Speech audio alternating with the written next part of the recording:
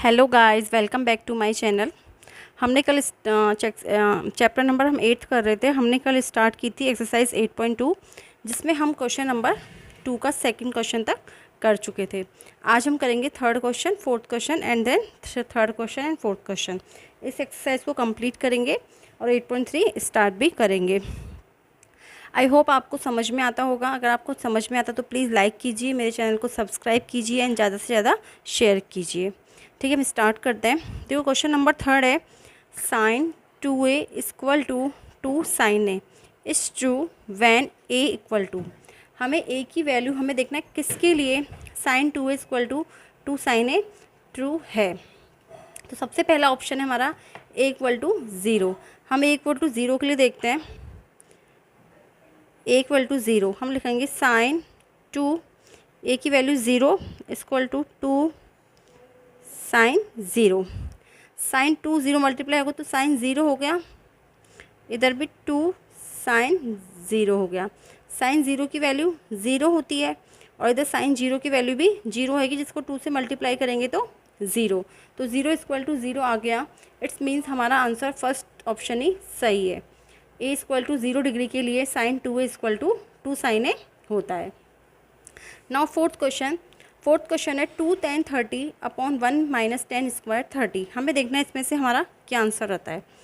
2 tan 30 तो 2 into 1 upon root of 3 upon 1 minus tan 30 की वैल्यू क्या होती है, 1 upon root of 3, again 1 minus root of 3 का स्क्वायर। तो ये आ गया 2 upon root of 3 upon 1 minus 1 upon 3। हमने 1 अपॉन रूट ऑफ 3 के स्क्वायर किया तो आया 1 upon 3। Again 2 upon root of 3, इधर हमने एलसीएम लिया 3, तो ये आ गया 3 1 जा 3, डिवाइड करेंगे फिर मल्टीप्लाई करेंगे तो आ गया 3 माइनस 1, तो ये आ गया 2 अपॉन रूट ऑफ 3। ये ऊपर जाएगा तो जगह 3 अपॉन 2, 2 से 2 कैंसिल हो गया। अगेन हम 3 अपॉन रूट ऑफ 3 हमारा आंसर आया। हम क्या लिख सकते हैं, 3 को root of 3 multiply root of 3 upon root of 3। Root of 3 से रूट ऑफ 3 कैंसिल हो गया और ये आ गया रूट ऑफ 3। अब देखिए रूट ऑफ 3 किसकी वैल्यू होती है, कॉस 60 की तो नहीं होती है, क्योंकि कॉस 60 की वैल्यू तो 1 अपॉन 2 होती है। साइन 60 भी नहीं होती है, क्योंकि साइन 60 की वैल्यू रूट ऑफ 3 अपॉन 2 होती है। लेकिन टेन 60 की वैल्यू रूट ऑफ 3 होती है। तो हमारा करेक्ट आंसर आ गया टेन 60। आई होप आपको समझ में आया होगा, क्योंकि देखो सिर्फ हमें वैल्यू पुट करनी है और हमें वैल्यू लर्न होनी चाहिए। अगर आपको वैल्यू लर्न नहीं है तो आप ये चैप्टर नहीं कर पाओगे। इसमें आपको वैल्यू लर्न एंड फॉर्मूलेज दोनों चीज़ें लर्न होनी चाहिए, आप इजीली इस चैप्टर को कवर अप कर सकते हो।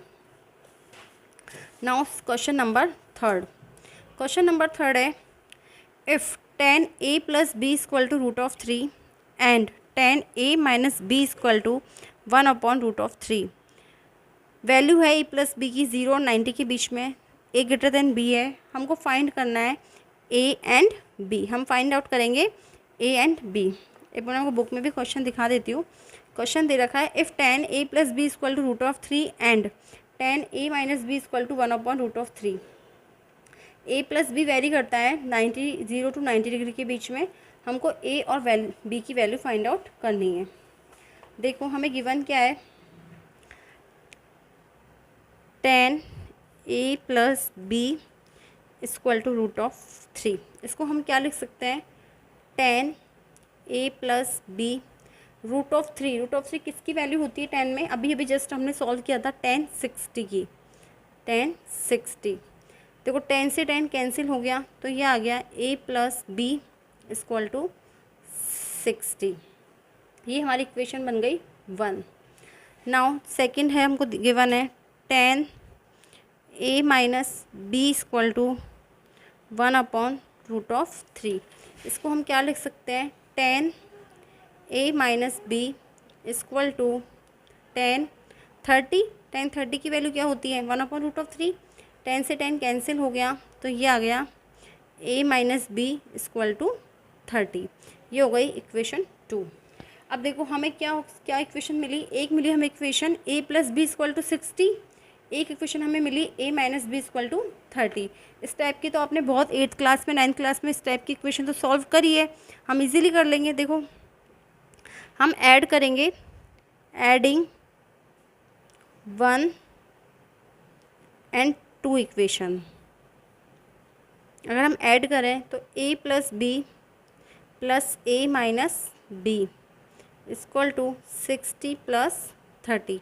बी से बी कैंसिल हो गया तो 2a इक्वल टू आ गया 45, सॉरी 2a इक्वल टू आ गया 90।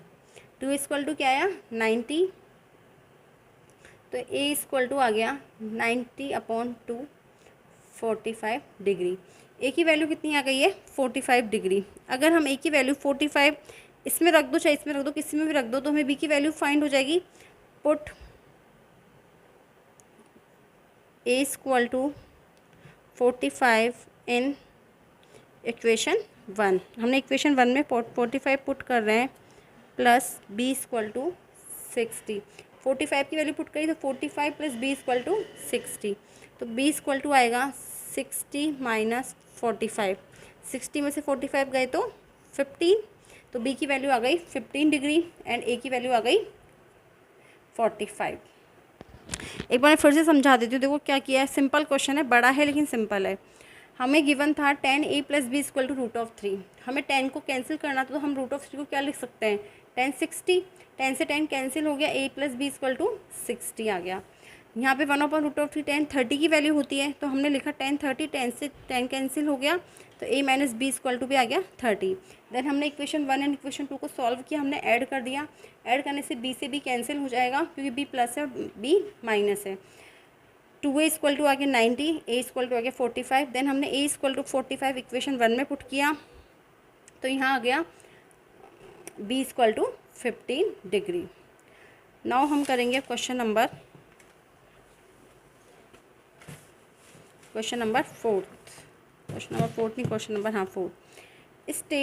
State whether the following are true और फॉल्स, जस्टिफाई योर आंसर।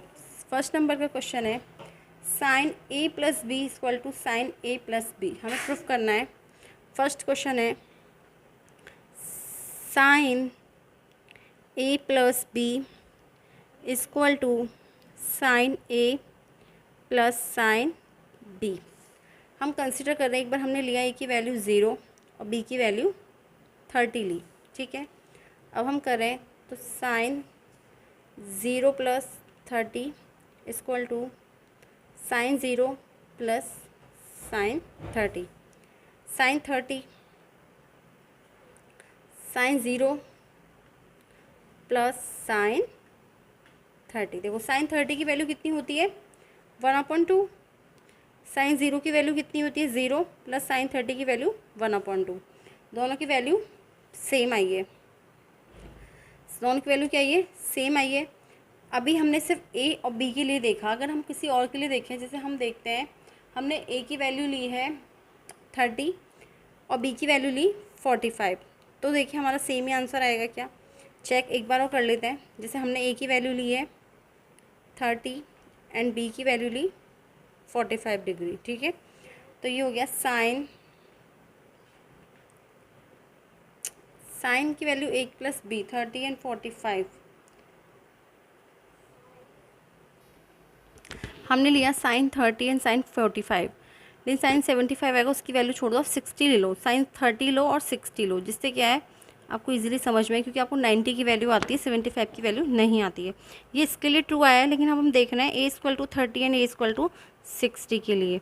तो हमने देखा sine 30 plus 60 equal to sine 30 plus sine 60, तो ये आ गया साइन 90 डिग्री और साइन 30 प्लस साइन 60। साइन 90 की वैल्यू तो 1 होती है, लेकिन साइन 30 की वैल्यू क्या होती है 1/2, और साइन 60 की वैल्यू कितनी होती है √3/2। तो आ गया 1, और इसको ले तो हम ये आ गया √3 प्लस 1/2। ये दोनों इक्वल हैं क्या, ये दोनों इक्वल नहीं है।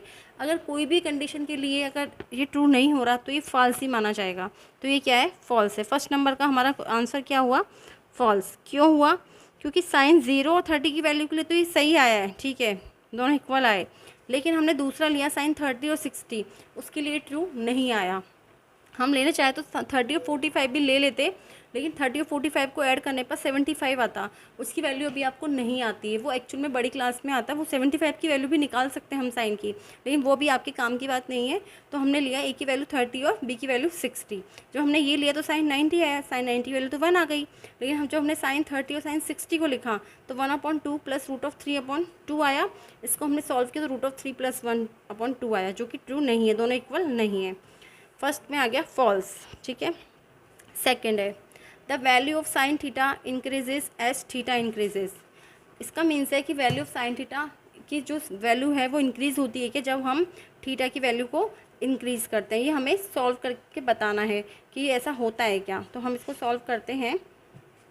देखो सबसे पहले साइन की वैल्यू के सेकंड क्वेश्चन सॉल्व कर रहे हैं अब हम। साइन थीटा की वैल्यू चलती है 0, 30, 45, 60 और ये 90। तो वैल्यू बोल रहा है इंक्रीज़ होती जाती है क्या, ठीक है। सबसे पहले हम 0 की वैल्यू निकालें। साइन 0 की वैल्यू 0 ही होती है, ये 1/2 होता है, ठीक है। बड़ी वैल्यू 45 होता है 1/√2।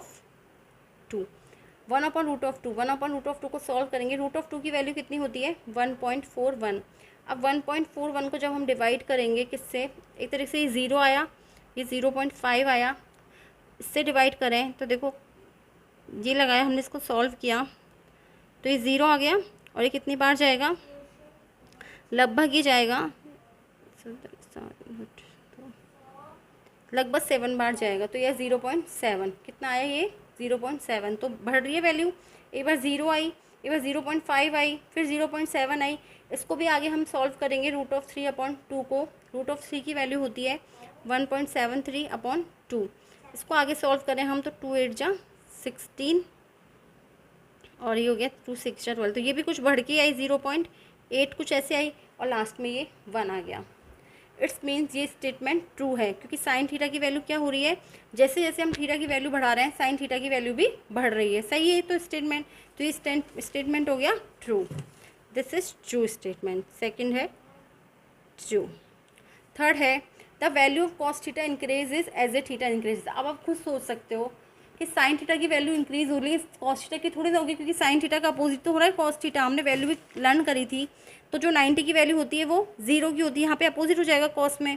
अगर हम कॉस में देखें तो कॉस थीटा के नीचे लिख देती हूँ मैं। कॉस थीटा की वैल्यू क्या आएगी, पहले 1 आएगी, फिर 0.8 आएगा, फिर 0.7 आएगा, 0.5 आएगा और फिर 0 आएगी। तो यहाँ वैल्यू क्या हो रही है, डिक्रीज़ हो रही है, और यहाँ पे वैल्यू क्या हो रही है, इंक्रीज़ हो रही है।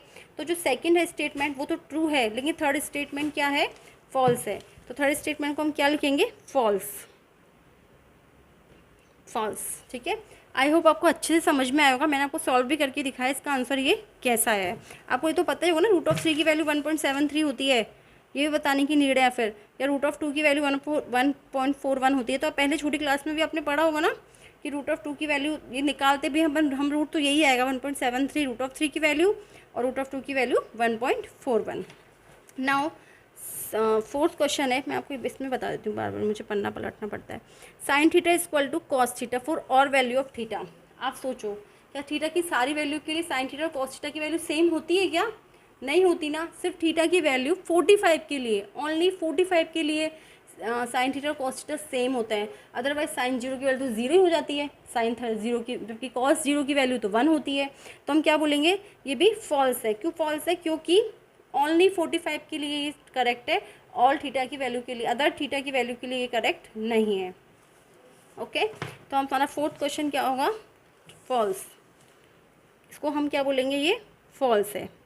Why, because